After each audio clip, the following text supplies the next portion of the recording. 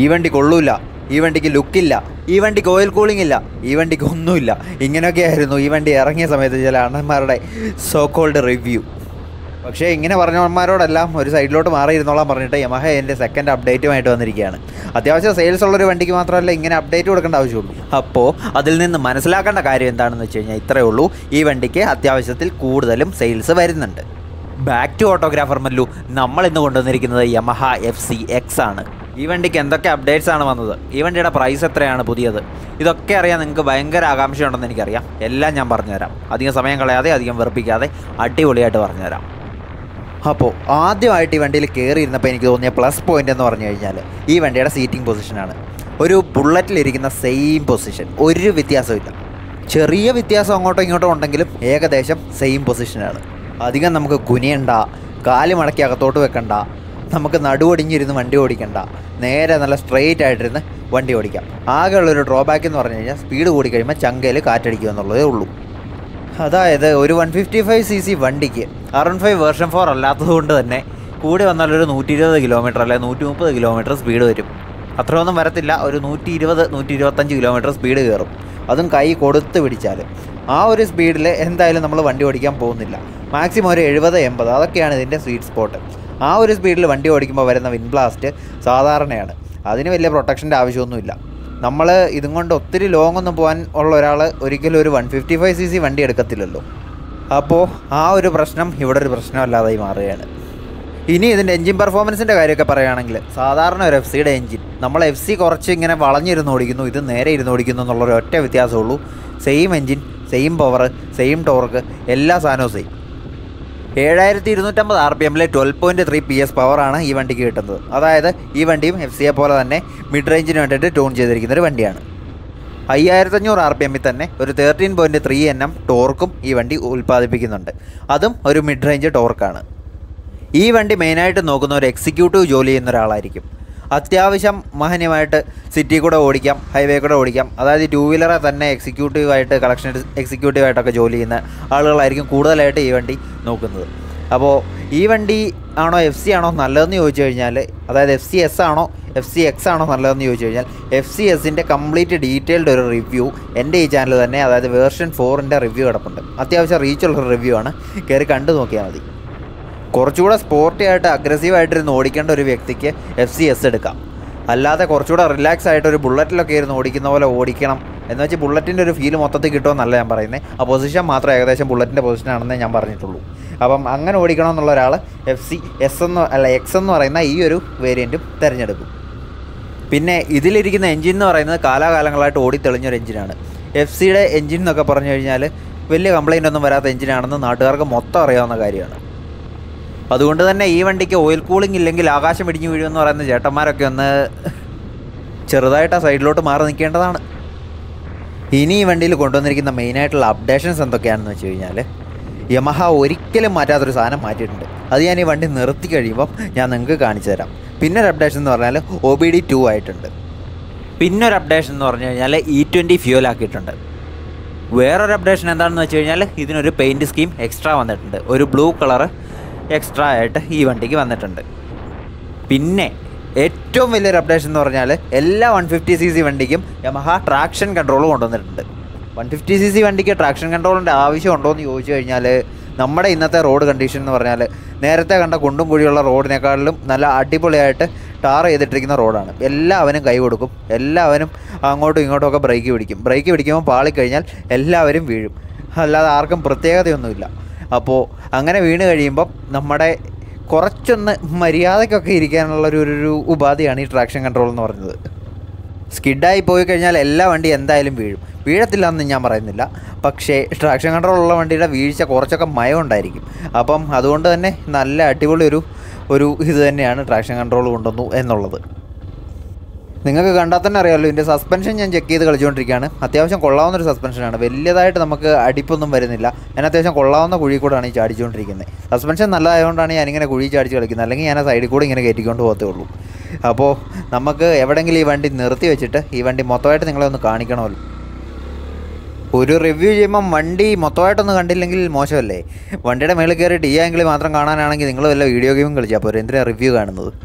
അപ്പോൾ നമുക്ക് ഈ വണ്ടി ഒന്ന് നിർത്തിയിട്ട് ഇറങ്ങിയിട്ട് ഇതിൻ്റെ ബാക്കി കാര്യങ്ങളൊക്കെ പറഞ്ഞുതരാം. നിർത്തുന്നതിന് മുമ്പ് ഈ വണ്ടിയുടെ മീറ്ററിലേക്ക് നോക്കുകയാണെങ്കിൽ മീറ്ററിൽ ഒരു വ്യത്യാസമില്ല. വ്യത്യാസം വന്നിട്ടുള്ളത് ABSൻ്റെ വാർണിംഗ് ഉണ്ട്, അതുപോലെ തന്നെ ട്രാക്ഷൻ കൺട്രോളിൻ്റെ വാർണിംഗും ഉണ്ട്. പിന്നെ അവിടെ ABS കിടപ്പുണ്ട്, ഇൻഡിക്കേറ്റേഴ്സ് കിടപ്പുണ്ട്.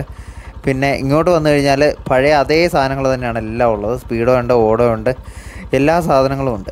അപ്പോൾ മീറ്ററിന് പ്രത്യേകിച്ച് വ്യത്യാസങ്ങളൊന്നുമില്ല. പിന്നെ ഇവിടെ മോഡ് മാറ്റി കളിക്കാനുള്ള സ്വിച്ചസ് എല്ലാം വെച്ചിട്ടുണ്ട്. സോ അതായത് ട്രിപ്പ് ബി ഒക്കെ മാറ്റി നോക്കാനുള്ള സ്വിച്ച്.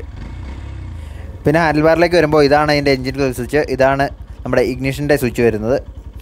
പിന്നെ ഇപ്പുറത്തെ സൈഡിലേക്ക് വന്നു കഴിയുമ്പോഴത്തേക്കും ഇത് ലൈറ്റ്, ഡിമ്മ്, ബ്രൈറ്റ്, പിന്നെ ഇത് ഇൻഡിക്കേറ്റേഴ്സ് ഉണ്ട്.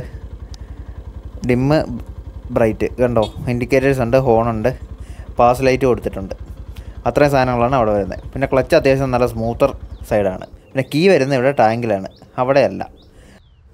അവിടെ നമുക്ക് വരുന്നത് USB പോർട്ടിൻ്റെ ഒരു ഓപ്ഷനാണ്.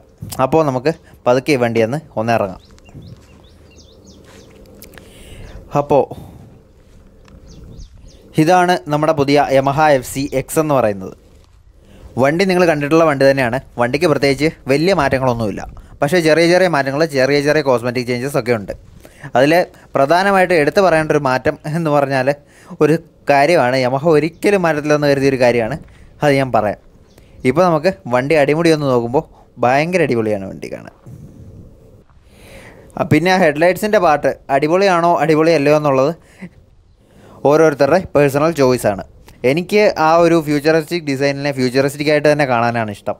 പിന്നെ ചിലർക്കൊക്കെ ഈ ഒരു ഡിസൈൻ പിടിക്കത്തില്ല, ഹെഡ്ലൈറ്റിൻ്റെ ഭാഗം മാത്രം. പക്ഷേ അതിൻ്റെ ബാക്കിലോട്ടുള്ള ഡിസൈനെല്ലാം മാരക ഡിസൈനാണ്, ഒരു കുഴപ്പവും പറയാനില്ല. ഇനി ഹെഡ്ലൈറ്റിൻ്റെ ഡിസൈൻ ഇഷ്ടമല്ലാത്തവരാണെങ്കിൽ ഒരു ആഫ്റ്റർ മാർക്കറ്റ് ഹെഡ്ലൈറ്റ് വാങ്ങിച്ച് ഇതിന് പിടിപ്പിച്ചാൽ തീരാവുന്ന പ്രശ്നമേ ഉള്ളൂ. MVD പിടിച്ചു കഴിഞ്ഞാൽ ഞാൻ പറഞ്ഞിട്ടാണ് പിടിപ്പിച്ചതെന്ന് മാത്രം പറയരുത്. എനിക്ക് ഉത്തരവാദിത്വം വെക്കാൻ നേരമില്ല എന്ന് ഞാൻ ഇവിടെ അറിയുകയാണ്. അപ്പോൾ ഇതിന് മെയിനായിട്ട് വന്ന മാറ്റം എന്താണെന്ന് വെച്ച് കഴിഞ്ഞാൽ യമഹ ഒരിക്കലും മാറ്റാത്തൊരു സാധനം മാറ്റിയെന്ന് ഞാൻ പറഞ്ഞില്ലേ, അതിതാണ്. പുതിയ വാഹനങ്ങൾക്കെല്ലാം LED ഇൻഡിക്കേറ്റേഴ്സ് കൊണ്ടുവന്നിട്ടുണ്ട്. നല്ല അടിപൊളി 2 LED ഇൻഡിക്കേറ്റേഴ്സാണ് കൊണ്ടുവന്നിരിക്കുന്നത്.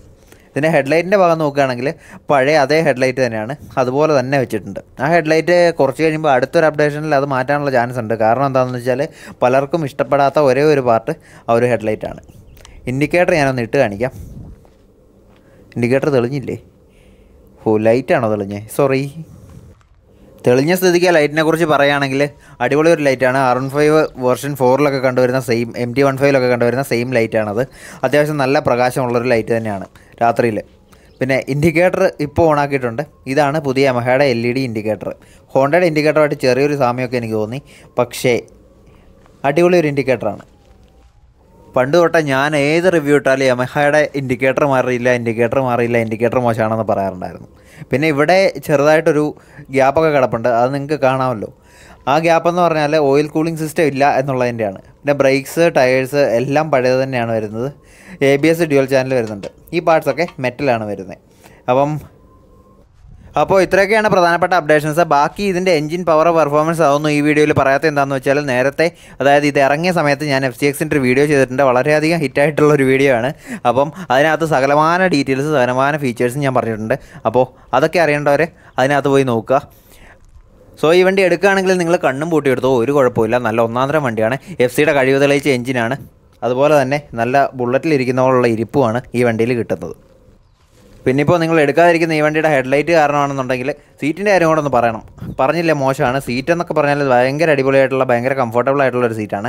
ലോങ് റൈഡ് ഞാൻ ഇതിൽ പോയിട്ടില്ല, അതുകൊണ്ട് ലോങ് റൈഡിൻ്റെ കാര്യം എനിക്കറിയത്തില്ല. ആരെങ്കിലും അറിയാവുന്നവരുണ്ടെങ്കിൽ ഒന്ന് കമൻറ്റ് ചെയ്ത് ഇട്ടേക്കുക. അപ്പോൾ ബാക്കിയുള്ളവർക്ക് കൂടെ ഉപകാരം വരും. ടെയിൽ ലൈറ്റും സംഭവങ്ങളൊക്കെ LED ആണ് കൊടുത്തിരിക്കുന്നത്. സോ അടിപൊളിയാണ് ടെയിൽ ലൈറ്റും ടെയിൽ സെക്ഷനും ഒക്കെ കാണാൻ. യമഹയുടെ എല്ലാ ടെയിൽ സെക്ഷനും അടിപൊളി തന്നെയാണ്. അപ്പോൾ അത്രയൊക്കെ ഉള്ളൂ ഇതിൻ്റെ ടെയിലിനെ പറ്റിയിട്ടും പറയാനായിട്ട്. പിന്നെ ബാക്കി പ്രത്യേകിച്ച് കാര്യങ്ങളൊന്നുമില്ല. അപ്പോൾ നമ്മൾ പറഞ്ഞു വന്നത് എന്താണെന്ന് വെച്ച് കഴിഞ്ഞാൽ യമഹയുടെ FCയുടെ കഴിവ് തെളിയിച്ച ഒരു 149cc എഞ്ചിനുണ്ട്.